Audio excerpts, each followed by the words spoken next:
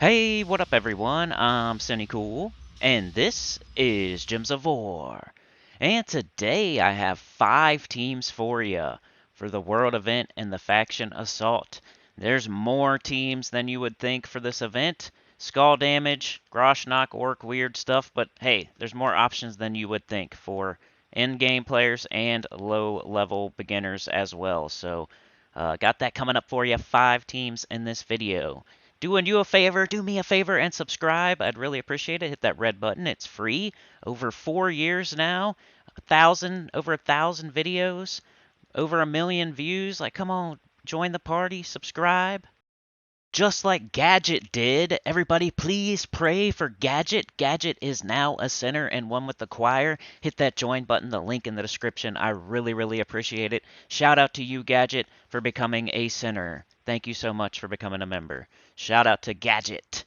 All right, let's get into these teams here. Reliable information for over 4 years now. Don't need to go anywhere else. We got the Faction Assault here, Dripping Caverns. Pretty simple. Tons of options for this thing. I'm going to use the Gob Truffle Shuffle because it's useful for everybody, and it's really safe and easy. You could also use Rowan with Shield of Urskaya, of course, with Mirage Queen and everything. You could also use High King Irongut, Ketris. There's tons of options for this. This one just is safe for everybody. I think it can get the most people in the game can use this one, in my opinion, and get all the way to the end, all the rewards. Bought the first potion, going to get all the rewards just with the first potion there. And yeah, I would recommend using either Gob Truffle or Rowan for this. But yeah, Forest Troll, double Gob Truffle, Doomed Glaive, and using, I think, Barbarian class just to level it up. But Titan is the best class for this team, and followed by Warden as the second best class for this team. It's pretty quick too in the beginning as well. I mean, Rowan will wipe in one shot, but you'll have to start casting your Shield of Urskaya, yada yada. So it's not like it's super slow or anything. Throw a Queen Beatrix on there if you're impatient. All right, here's our first team for the World event. Let me get the scoring for you. All right, so the scoring for this event, Shade of Zorn is worth 22 points. Garganchar is worth 19 points. Garnock is worth 17 points. Rockgar the Guardian is worth 15 points. Kurg the Dread is worth 14 points. And Brawlmaster Burnaka is worth 9 points. So pretty much avoid Brawlmaster Burnaka and prioritize Shade of Zorn, and then take Rockgar the Guardian over Kurg the Dread, I think is how you would do it. But here's the first team. It's the no mythic, no legendary, no dawn or dusk bringer. For you beginners out there that don't have the mythics or the legendaries, even though Gob Truffle is pretty easy to get as a legendary, I still want to do this anyway for you guys. We have the new troop there on the top. Then we have Doomed Blade, Fist of Zorn, and what's the bottom's guy's name there again? Brawlmaster Burnaka. He makes a bunch of red based on how many orcs you have on your team, and there's a lot of orcs in this restriction, so it works well to get up the Fist of Zorn, to get the Fist of Zorn back up. Also, it'll make a bunch of red on the board for your Doomed Blade, which turns red into Doomed Skulls. So just an option for you as a no team here. I got another no team coming up shortly after this one. But yeah, Rockgar the Guardian, I think his name is, the guy, the new troop up there, he will turn blue to skulls. So it's a lot of conversions here. You got to look for the conversions. You got the guy, the Rockgar the Guardian, turning blue to skulls.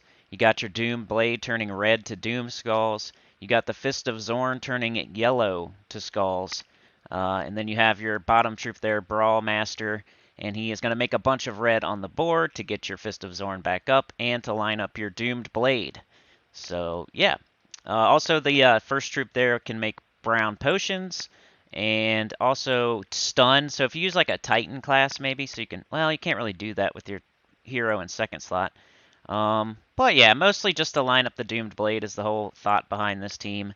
Make a bunch of red with the bottom troop there. Line up the Doomed Blade, and got the Fist of Zorn empowered in the beginning. Gives attack to that first troop there. Just an idea for you. Trying to use the new troop, trying to line up the Doomed Blade.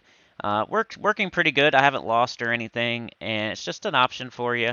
I think Doomed blades, doomed weapons in this event are going to be really good, especially early on, because they do spell damage to everybody, and then they do skulls.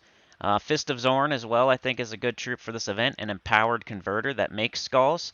So I was just trying to make a team with those two combined, a doomed weapon and a Fist of Zorn. I think that's the way you should go. I mean, that's the first thought I had. This is my first thought team. It happened to be a no team, so worked out that way. But yeah, that was my first thought team. All right, here is it a little bit more fully thought out as a no team.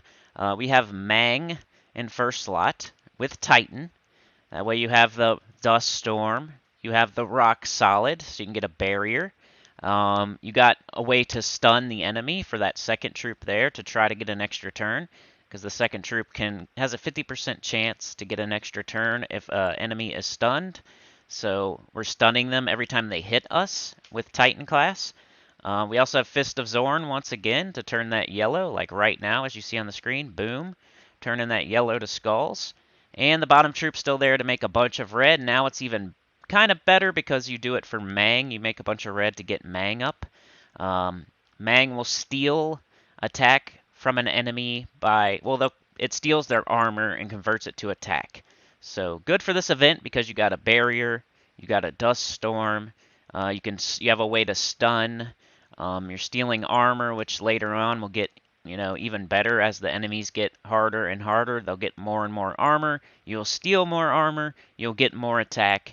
And yeah, I think this is the way to go if you want to play it safe. And the doomed weapon is the way to go if you just want to get through it quickly. So a safe option for you and a quick option for you. So my advice would be the first team I showed, the first no, I would go ahead and use that early. And then when you start getting deeper and maybe it's not going as well, switch to Mang. Put Mang up on top and switch to Mang and Titan class. I think I was using some other 50% start class with that first team. Maybe Barbarian so I could make my team all orcs to get more red on the board. I can't remember. But yeah, the first team was a little bit clunky, but it's a little bit faster as well because you do spell damage to all enemies and you make skulls. And I think it went a little bit quicker early on. So sometimes you have to do that in this game. Sometimes you don't just use one team the entire time for an event. Sometimes you'll use a quick team early, and then you'll use a more thought out, like safer, more synergetic team later, because the enemies don't stay the same. The enemies get harder the further you get into the event. So you can't always use the same team for the entire event. Sometimes, like, for example, the class event. Early on, you'll use like a full Dawnbringer team with yellow troops on your team, just to hurry up and wipe out the very easy battles, and then move on to a different team later when it starts getting harder and you're not wiping in one shot. Same with like Delves. Early in the Delves, you might use Guard's Avatar or Rowan or some sort of Phoenicia team, a one-shot team. And then later on, you're going to have to switch to like a High King Irongut team. Or maybe you start out with Finesse, Triple Finesse Nimbus Bow, and then later on you switch to a High King Irongut. I mean, it happens all the time with events. You start with a quick clear team, and then you end with like a High King Irongut or something like that type of team. All right, like I said, more options than you would think for this event. Here is the fourth team of the day on this video. Trying to use King Gobtruffle with a Doomed Glaive. So I think this would work pretty well and be pretty safe for this event. Even though the event is skull damage, what we're doing here is we're lining up the Doomed Glaive to do skull damage, and in a very safe way. So we have two King Gobtruffles. They're making green and brown and pretty much looping. And then you have the Doomed Glaive, which turns brown to Doom Skulls. So I got Goblin Shaman up top. The only thing I could think of to really mana generate for this team, as quickly as possible was the Goblin Shaman there. I mean, there's a couple other options, but that's the one I went with. So you get him up, he makes a bunch of green, he gets an extra turn. You probably match like a green extra turn. You get up your King Gobtruffle, you try to get him to start looping, and then you pay attention to your alignment with your Doomed Glaive. Eventually your Doomed Glaive will get up too, and you'll cast the Doomed Glaive when you have alignment on brown. to turn brown into Doom Skulls. That's when you will cast the Doomed Glaive. So you're kind of whittling them down, lining up your Doomed Glaive the entire time, and then casting the Doomed Glaive later on. I think I'm using Archer class here, maybe. Half mana start, Green Storm, Entrapment, or Root Trap, or whatever you want to call it. So you're entangling that first enemy so you don't backfire. And hopefully you don't backfire at all with this team. You don't want to cast the Doomed Glaive when you don't have alignment. That's the quickest way to backfire. So have patience. Cast those Goblin Shamans, those King Gobtruffles, until you get alignment. And then once you have the converting the brown gems to Doom Skulls as an extra turn, as soon as you have that, then you can cast your Doomed Glaive and do all that extra skull damage safely. So pretty safe team here. King Gobtruffle, not that hard to get. It's an Underworld legendary. You know how I feel about those. They're way easier to get than a normal legendary. If you were going for a normal legendary like Yao Gui, for example, you would have to, get lucky because the whole pool of legendaries is in the drop table when you're trying to get Yao Gui, unless you're using an event key. With King Gobtruffle, you can go straight to Amnithrax, use Chaos Shards until you get him, and there's only 4 troops in the drop table, and he is the only legendary in the drop table, so it's so easy once you get going in the Underworld to get all the good troops down there. Alright, one more option for you using High King Irongut. I think I got this idea from Sebastian. I think it was. Let me double check. Alright, yeah, it was Sebastian who came up with the High King Irongut idea. I don't think I'm using the exact same team as him. He said High King Irongut, Reflection of Good with Barbarian, Fist of Zorn, Fundingus. Oh, I guess we did do the exact same team. I didn't even notice that, dude. But thank you so much for the team, Sebastian. We actually came up with the exact same team. I didn't even look at your team. I mean, I saw you used High King Irongut, and I was like, that's a good idea. Then I went and I made a High King Irongut team, and I came up with the exact same thing as you. That's amazing, bro. Thank you so much.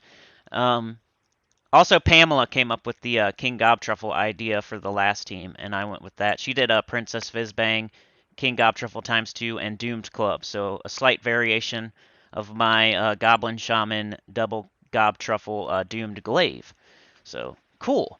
But yeah, with this team here, what we're doing is I'm using Archmagus class because I want to get purple as quickly as possible, and I'm starting with a half mana start. So you match purple one time pretty much, and you get your Reflection of Good up. Then you cast it immediately on your High King Irongut because you want to make sure he's barriered. He'll get an Enrage, a barrier, an enchant if you're not enchanted. Just to protect him, basically, so he doesn't die in first slot there. You want to match purple as quickly as possible, cast it on High King Irongut, and that probably will get him up, and then cast him on an enemy on the other side that's not immune to Devour. And all of a sudden, you have a bunch of attack, a bunch of armor, a bunch of HP, and it's only going to get better as the event goes. We also have Fist of Zorn there to change yellow to skulls. Once we get our High King Irongut a ton of attack, we're going to change yellow into skulls. I've used Fist of Zorn on almost every team here except for the Gobtruffle team, so you can tell it's a pretty good troop for this event. Then on the bottom there we have Fundingus, who explodes a bunch of purple and also has a summon on it. So if you get into a bunch of trouble somehow, then you can get a summon there and maybe survive a little bit longer. So I think this is the team I'm going to use for late in the event. I don't know what I'm going to do like right now because I'm not super late yet, but I might just stick with this team. But yeah, like I said, Archmagus class, half mana start, match purple early, Devour, line up that Fist of Zorn. There you go. So yeah, way more options than you thought for a skull damage world event. Hopefully you got some value out of this. Mix and match the teams. I'm sure you can use one of these teams. So yeah, do me a favor and like, share, subscribe. Consider joining. It helps a lot. Tell your guild about the channel. Comment below. And I'll see y'all tomorrow. Peace.